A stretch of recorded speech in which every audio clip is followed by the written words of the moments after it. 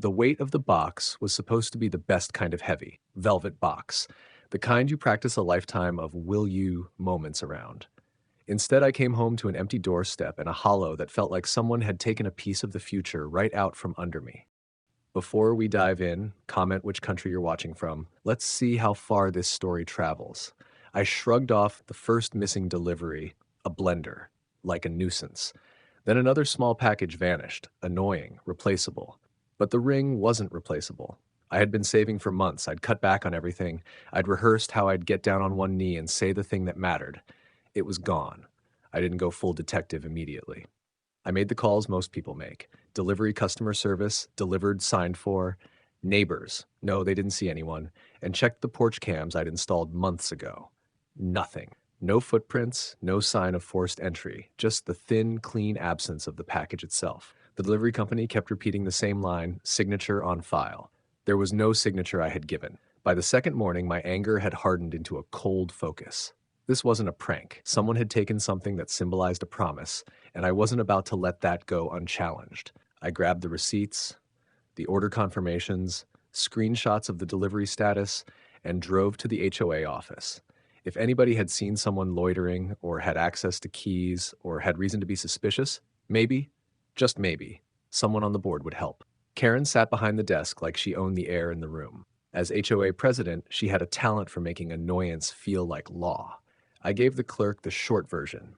Packages missing, expensive item gone, delivery says signed. She nodded in that slow, tolerant way and said she'd pass it to the president, Karen. I waited, and when Karen entered the small office, I felt something like déjà vu and a flash of irritation. She offered a perfunctory smile and said, "We'll get to the bottom of this."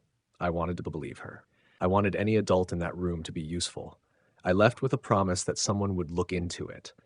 But I also felt a prickle of unease that followed me home, as if something about the exchange had been off, like a smile that didn't reach her eyes. I didn't know yet that off would become obvious, and obvious would become personal. I tried the reasonable route first. Email trail, proof of purchase, patience. But if patience hadn't worked the first 48 hours, it wouldn't start working now.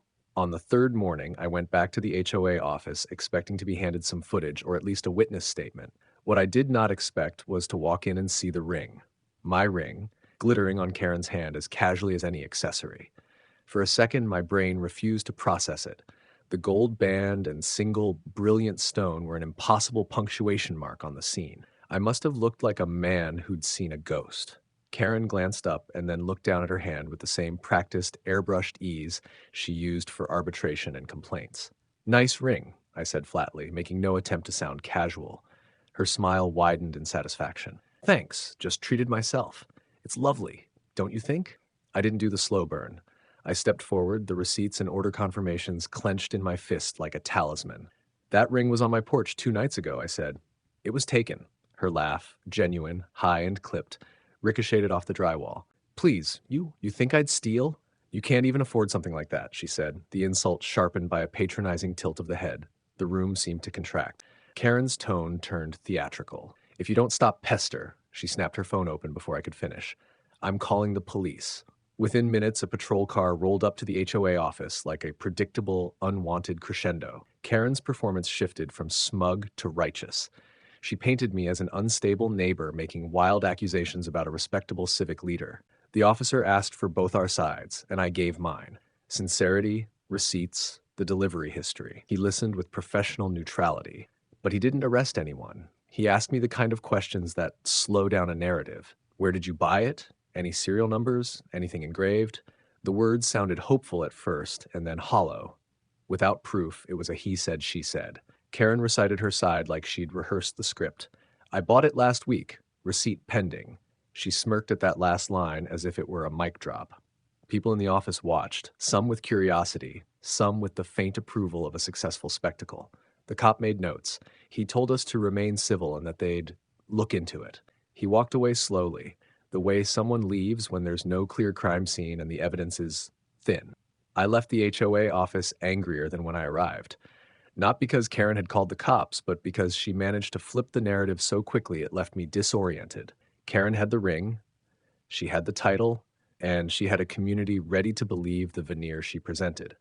Evidence, I realized, was going to have to be something Karen couldn't reframe. I had to find the one detail that would turn her polished performance into a confession. I had to turn this mess into a proof that could not be gaslit away. Walking back to my car, I replayed every interaction from the office. The sound of Karen's laugh, the way she described the purchase, the way the cop had hesitated. My mind kept returning to a single, stubborn idea. An ordinary scuffle of words couldn't beat a carefully documented truth. I dug through my messages on the drive home and pulled up the jeweler's confirmation I'd saved the moment I ordered the ring. The receipt had the usual date, item, price. But there was one line I'd almost forgotten to add when I bought it: the custom engraving request. A private detail meant only for us. My girlfriend's name, Emily, inscribed on the inside of the band. I didn't want to go back into the HOA office and wave a receipt like a flag. I wanted a clean, undeniable moment. I wanted the ring itself to speak. I drove to the jewelry store first, explained the situation, and asked if they could confirm the engraving and any serial or order number tied to the piece. They pulled up the order, verified the engraving request, and printed a small certificate. Ring, model, personalized engraving, forever, Emily, timestamped and signed. The employee's face shifted as he handed me the paper, the kind of human silence that says, "This is serious." Armed now with an official store printout and my original order confirmation, I returned to the HOA office. Karen looked up like a cat startled mid-nap, and the room watched the second performance with voyeuristic anticipation. I asked the officer on duty if I could show them documentation directly. He obliged. I unfolded the jewelry store's certificate and my confirmation email. Then, calmly, I asked Karen to remove the ring. She laughed at first, then twitched, then hesitated. "Why would I?" she began. The officer, older now and steadier, said, "Ma'am, please." Her hand trembled as she peeled the ring off. The officer read the engraving out loud. "Forever, Emily." Karen's eyes went flat. She turned red, then pale. The smirk that had been her armor cracked in seconds. It wasn't about money anymore. It wasn't even about a misplaced package. The engraving tied the object to my life, to a person, to a plan, in a way no slick denial could dissolve. The officer looked at the paperwork, then at Karen, then at me. "Ma'am, you're under arrest for possession of stolen property," he said, voice even and final. She protested, then sputtered, then fell into legal language that meant little to anyone watching. The handcuffs went on.